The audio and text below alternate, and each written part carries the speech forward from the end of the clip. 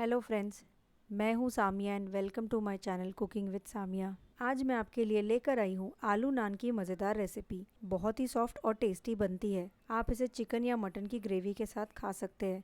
अगर आप वेजिटेरियन हैं तो पनीर या किसी भी सब्जी के साथ आलू नान का कॉम्बिनेशन बहुत ही अच्छा लगता है। नाश्ते में चाय के साथ तो ये और भी टेस्टी लगती है। तो चलिए झटपट शुरू करते हैं आज की रेसिपी। सबसे पहले हम एक बोल ले लेंगे। इसमें 500 ग्राम मैदा ऐड करेंगे। साथ ही इसमें मैं ऐड करूँगी आधा चम्मच शक्कर, थोड़ा नमक डालेंगे। नमक आप अपने स्वाद अनुसार डालें। 1 चम्मच चिली फ्लेक्स, आप चाहें तो 1 चम्मच चिली पाउडर भी यूज़ कर सकते हैं। आधा चम्मच कलौंजी, 1 चम्मच बेकिंग पाउडर, 1 कप दही, ये लगभग 100 ग्राम दही है। साथ ही इसमें ऐड करेंगे 2 चम्मच ऑयल, आप चाहें तो घी या ऑलिव ऑयल भी यूज़ कर सकते हैं। और इसमें जाएगा थोड़ा बारीक कटा हुआ फ्रेश हरा धनिया। सारी चीज़ों को मैदे में अच्छे से मिला लेंगे। बस हल्का सा हाथों से थोड़ा मिक्स करना है। अब हम इसमें ऐड करेंगे 4 मीडियम साइज़ बॉईल किए हुए आलू।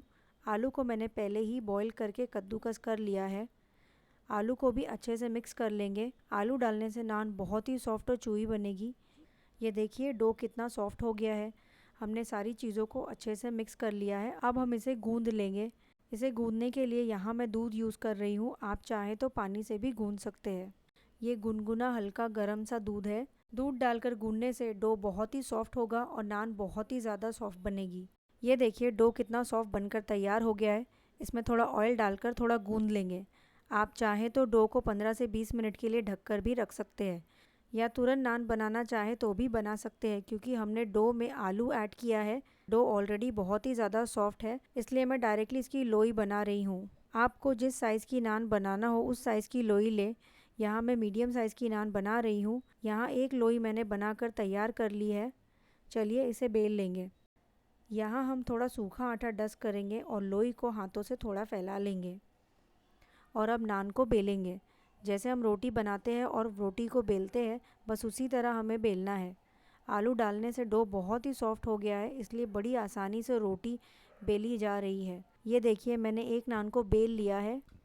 यहाँ मैं आपको एक और नान बेल कर दिखाती हूँ। नान को हमें ना ज़्यादा पतला बेलना है और ना ही ज़्यादा मोटा बेलना है। ये देखिए इतनी थिकनेस होनी चाहिए। नान बेलकर हमारी रेडी हो चुकी है। चलिए इसे तवे पर सेक लेते हैं। तवा मैंने पहले ही गरम करने रख दिया था। नान को हम तवे पर डाल देंगे। जैसे हम रोटी सेकते हैं तवे पर, बस उसी तरह हमें नान को भी सेकना है। इस नान को बनाने के लिए आपको पहले से नान को बेल कर रखने की ज़रूरत नहीं है। जैसे रोटी बनाते हैं वैसे ही नान को बेलते जाएं और सेकते जाएं। मिनटों में आप ढेर सारी नान बनाकर तैयार कर सकते हैं। ये देखिए नान हमारी अच्छे से फूल रही है। इसे दोनों तरफ से उलट पलट के अच्छे से सेके। आप देख सकते हैं नान कितनी अच्छे से फूल रही है। इस तरह से हम सारी नान को बना लेंगे। यहाँ मैंने बटर को पहले ही मेल्ट कर लिया है।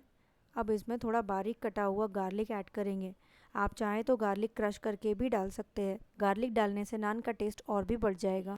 साथ ही इसमें थोड़ा बारीक कटा हुआ फ्रेश हरा धनिया डालेंगे और मिक्स कर लेंगे। बटर का मिक्सचर हमारा रेडी हो चुका है। नान कितनी सॉफ्ट बनकर तैयार हो गई है।